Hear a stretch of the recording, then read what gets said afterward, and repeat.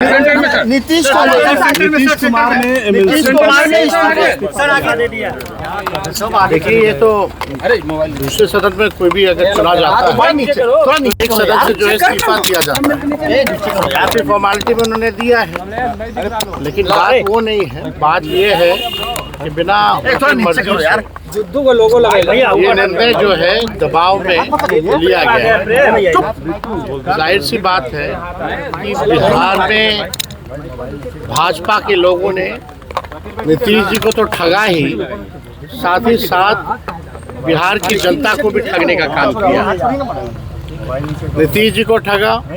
हम लोग शुरू दिन से कहते थे कि उनको मुख्यमंत्री जो है पद पर अगर भाजपा एनडीए की सरकार आती है तो रहने नहीं दिया जाए। आज वही बात जो है साबित हुआ है।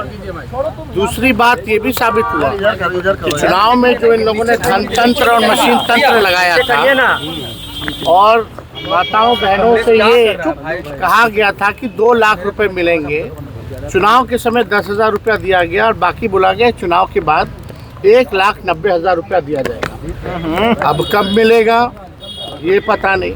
बिहार की महिला मतदाताओं को भी इन लोगों ने ठगा। और यही नहीं बल्कि जो 125 यूनिट फ्री बिजली की जहाँ तक बात थी, जो हम लोगों ने कहा था कि हमारी सरकार आएगी तो 200 यूनिट फ्री बिजली देंगे। तो आज समझे बिहार में पहले से ही, चुनाव से पहले से ही देश भर में सबसे महंगा बिजली मिलता है। अब जो है बिजली के दरों जो है और जो है बढ़ाई गई है। यानी ये केवल और केवल ठगों की सरकार है।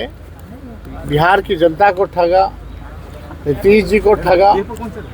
तो जो अपनों को इन लोग ठग सकते हैं तो समझ सकते हैं कि बिहार की क्या स्थिति होने वाली है।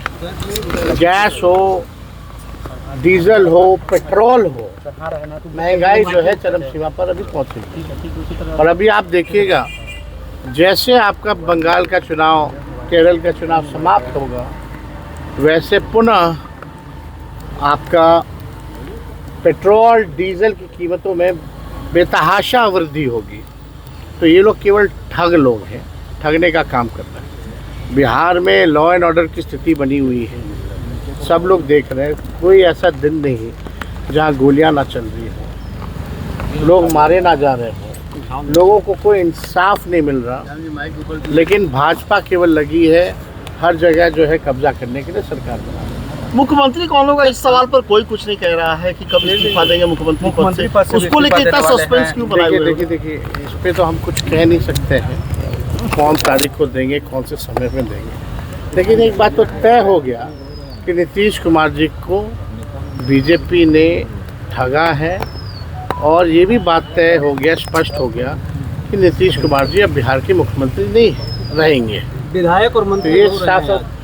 अब देखिए कौन लोग रो रहे हैं, नहीं रो रहे हैं। आजकल लोग जो है केवल कैमरा देख करके लोग ड्रामा करते हैं। ऐसे लोगों को एक्टिंग मुबारक हो। अब कुछ लोगों को बचा नहीं, सब कुछ तो कर ही लिया है। आजकल लोग तो पढ़ाने का भी काम कर रहे हैं, अब कलाकारी का भी काम कर रहे हैं। तो ऐसे लोगों पे हम क्या टिप्पा टिप्पणी करेंगे।